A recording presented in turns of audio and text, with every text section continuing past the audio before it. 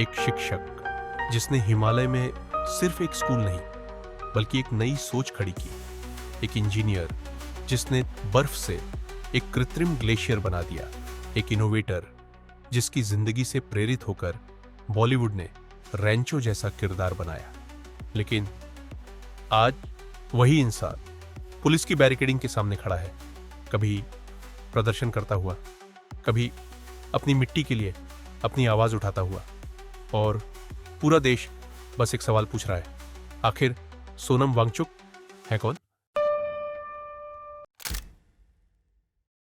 NEET की परीक्षाओं में 20 बच्चों ने आत्महत्याएं की हैं, या शिक्षा प्रणाली में सुधार की जो ज़रूरत है उसके लिए सब सरकार से जवाबदेही मांगने के लिए, या फिर पर्वतों और नदियों को बचाने के लिए।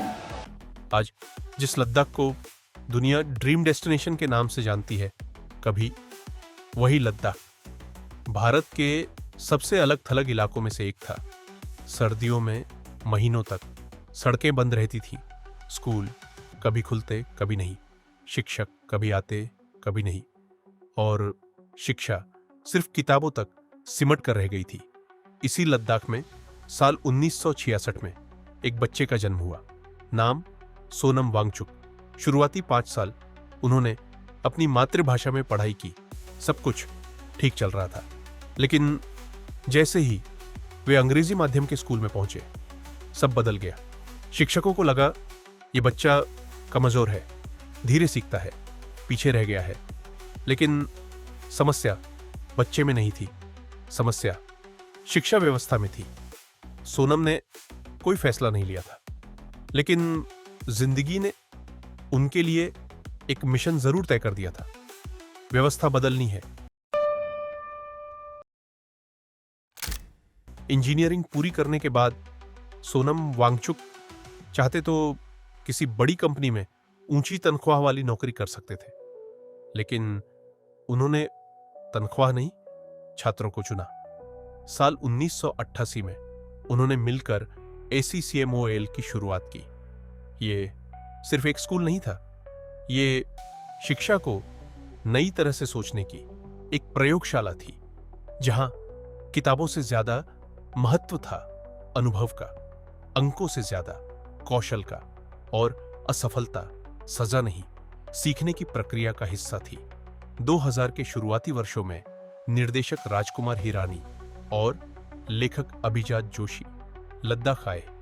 यहां उन्होंने सोनम वांगचुक के काम को देखा, छात्रों को नई नई मशीनें बनाते देखा, असफलताओं से सीखते देखा, और यहीं से में रैंचो की सोच ने जन्म लिया। रैंचो सोनम वांगचुक की पूरी जीवन कहानी नहीं था, लेकिन उस किरदार की जिज्ञासा, नई सोच और शिक्षा को देखने का नजरिया काफी हद तक उनसे प्रेरित था।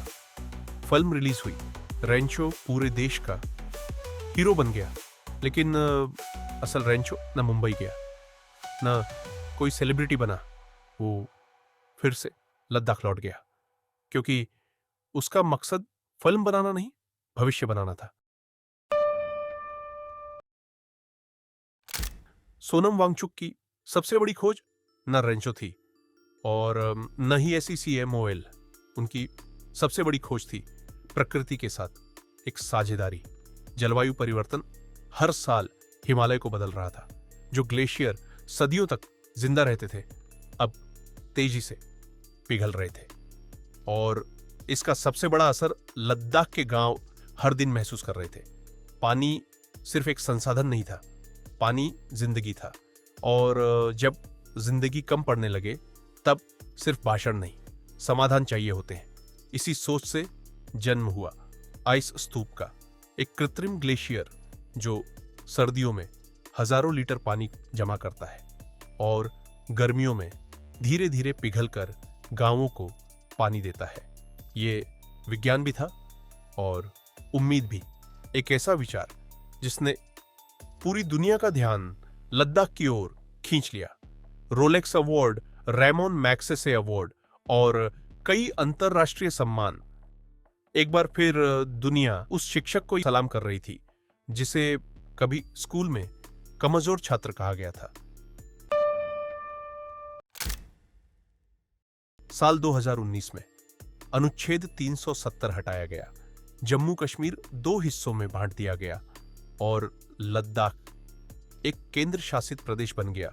शुरुआत में लद्दाख के कई लोगों ने इस फैसले का स्वागत किया। उन्हें लगा अब विकास और तेज होगा। लेकिन कुछ साल बाद सोनम वांगचुक ने एक अलग सवाल उठाया, विकास किस कीमत पर? उनका कहना था, अगर भी हिमालय ही नहीं बचेगा तो विकास किस काम का? अगर संस्कृति, जमीन और पहचान ही खत्म हो गई तो तरक्की का मतलब क्या रह जाएगा? इसीलिए उन्होंने छठी अनुसूची की मांग उठाई ताकि लद्दाख की जमीन, संस्कृति और प्राकृतिक संसाधनों को संवैधानिक सुरक्षा मिल सके। साल 2024 में सोनम वांगचुक और हजारों लद्दाखी दिल्ली की ओर निकले। मकसद था अपनी आवाज सरकार तक पहुंचाना, लेकिन राजधानी की सीमा पर उन्हें रोक दिया गया।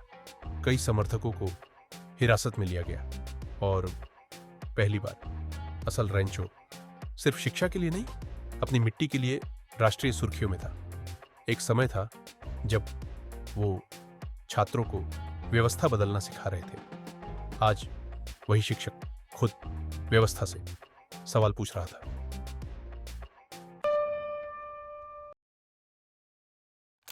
हर पीढ़ी अपने सवालों के साथ जन्म लेती है और हर पीढ़ी कभी ना कभी व्यवस्था से जवाब मांगती है।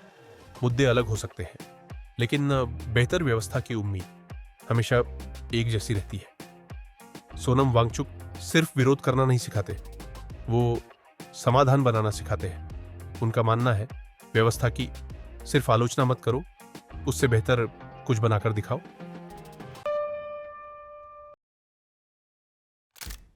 हम सब बचपन से हीरो देखते आए हैं, टीवी पर, फिल्मों में, सोशल मीडिया पर। हम उनके संवाद याद रखते हैं, उनकी अदाकारी पर तालियां बजाते हैं। लेकिन कभी ये सोचा है कि असल हीरो कौन होता है?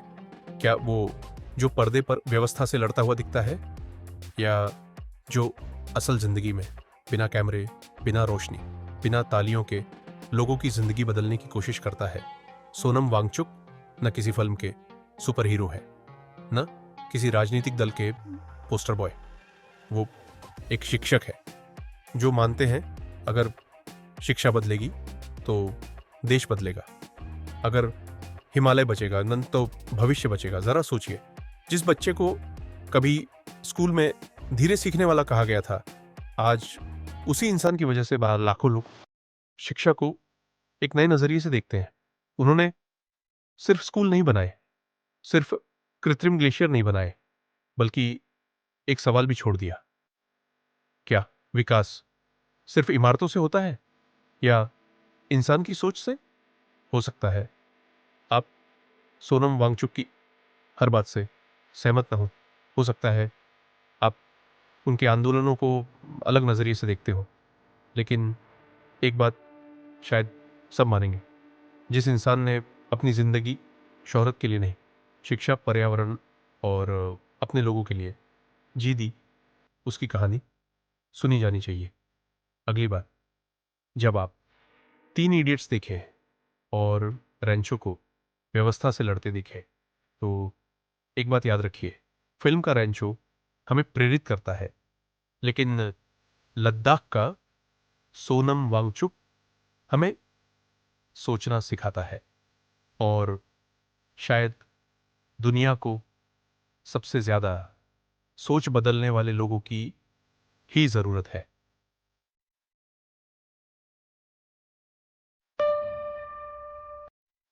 आप देख रहे हैं कीप इट रियल इंडिया।